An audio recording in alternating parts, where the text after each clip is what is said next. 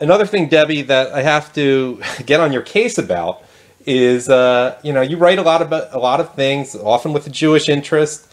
Again, I'm with Debbie Schlussel right now, or not literally with, but on the phone with Debbie Schlussel right now.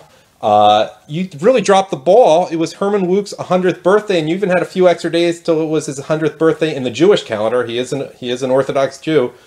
Nothing from you, Debbie. We heard about that guy with the pizza place in Baltimore, but defend yourself here, or at least say something about Herman Wouk's 100th birthday. Well, you're right, and I probably should have written something about it, and maybe I still will. It's never too late, but, you get busy, and there are lots of anniversaries and a lot of birthdays, but you're right, 100 years old is certainly a milestone that not many humans reach, and Herman Wouk is a great American writer. And he's male, by the way. Very few males make 100. There's a lot more females who do. Remember, keep that in mind as we approach Melanie from Gone with the Wind's 100th birthday about a year from now. But anyhow. I didn't know that. Even a bigger deal when a male reaches 100. Well, and especially a great American writer like Herman Wouk, he certainly made his mark, but whether it's from nonfiction books like This Is My God, which is a great book. And it's a book that whenever people who are not Jewish ask me, how can I learn about Judaism, I recommend that book. My late father used to always tell me that that's the book you should recommend. And so I've bought that book for friends who are not Jewish who want to learn about the religion. And you've told me that you know people who are becoming religious Jews, and they learn about it through that book. And then he's also a great author of fiction books that have become huge hits, novels that have had great success and have become TV movies, such as The Winds of War. That was a miniseries back in the day. It's just a tremendous guy, and most people don't know this, but he's an Orthodox Jew. He is religious. He's observant. He keeps all of the religious precepts, and at the same time, he's not, far to the right. He's really a mainstream guy.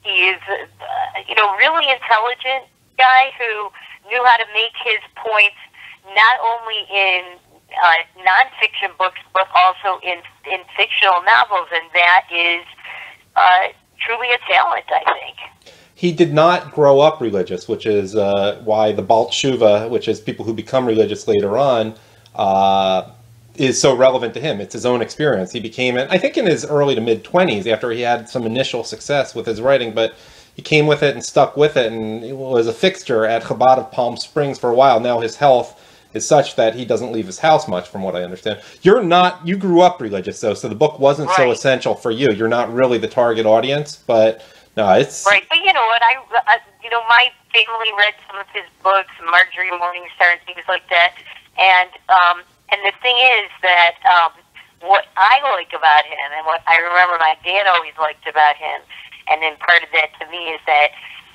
a lot of these people that are successful writers and novelists and so on, they're leftists. And Herman Wouk wasn't. He isn't. He's a patriot. He loves America, doesn't write anti-American things, didn't write anti-American things, and as far as I know, he's still writing. I think he's still going. Yeah, and I'd add one of his not quite as well-known books, but it was successful during the era, was Youngblood Hawk, which I just read, and without getting into it, he does deal with a communist character and really lays out his views on what communism is and isn't, and even explains why some people may have found it appealing, deals with McCarthy, so that just piggybacking off what you just said is a feature of a book that probably isn't as widely read today as Marjorie Morningstar or This Is My God or even The Caine Mutiny, which are all his... Let me ask another question. You're a couple years older than I... by the way, I did The Caine Mutiny. I did read. We read it in high school. Oh, really? I had to read it in Mrs. Johanna Eisenberg's English class in Southfield Lathrop High School. That's the book I probably remember the most of his books because I haven't really read a lot of his stuff. I've read that, I've read This Is My God, and so on. I forgot about The Caine Mutiny, so thank you for reminding me. Yeah, I haven't read that one. I didn't realize his books were ever assigned as part of a high school curriculum, but I have not read or seen the movie version of The Caine Mutiny. By the way, the movie version, I just as a public service amendment, public service announcement for anyone who may be listening to this and is tempted to read it but doesn't have the time, maybe tempted to watch the movie, which features Gene Kelly and a very beautiful Natalie Wood. Don't see it. It sucks. It's a horrible movie. I mean, we're talking at the level of, what's another great book that became a horrible movie? Bonfire of Vanities. It's awful. Do not rent it. And Herman Wouk's old enough that the royalties that he's not getting won't kill him. But it's funny you should mention the Bonfire of the Vanities, because I heard somebody once say that Herman Wouk is the Jewish Tom Wolfe, and I say no. Tom Wolfe is the Gentile Herman Wouk. I wouldn't say either. I mean, Tom Wolfe had a different sort of style, like the Gonzo journalism style. Herman Wouk, I don't think, created any new real genres. You know, he didn't do anything. He's just a good novelist. He had a different style, but they both made social commentary. Like, for example, the Caine Mutiny, even though it's a military setting and it takes place on a ship and so on, it's a commentary really on other things beyond that. And everybody has encountered, for example, a Captain Queeg in their lives, or somebody that resembles some of the other characters, and I can't remember all of their names, but it was social commentary. And Tom Wolfe, although he was more humorous and had weird names for things, he does social commentary also. And that's where I think that they are similar. Well, yeah. You're right, they do have different styles. But you could put Twain and Dickens in that, and probably a lot earlier than that, in that same category. One other thing related to, you're a couple years older than I am.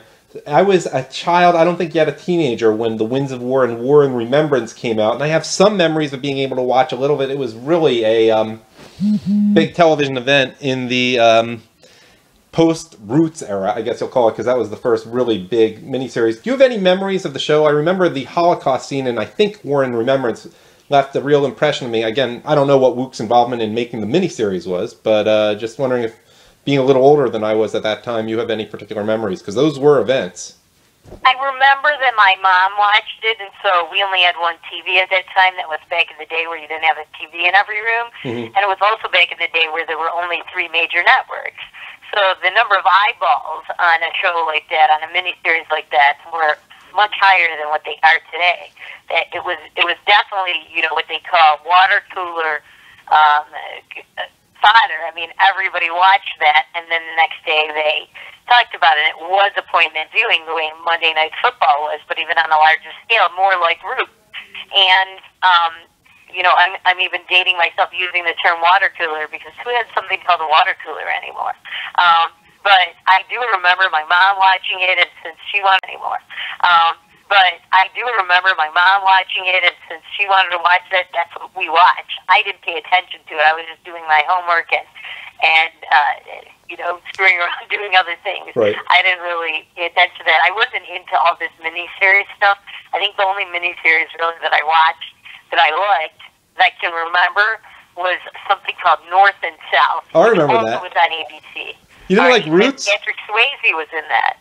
I remember North and South. I didn't watch it. You didn't watch Roots? That was pretty good. I mean, I watched it after the fact. No, I didn't watch Roots. You know what? I wasn't into that whole thing. I was a kid. I wasn't into miniseries, which were basically soap operas. I wasn't into that stuff.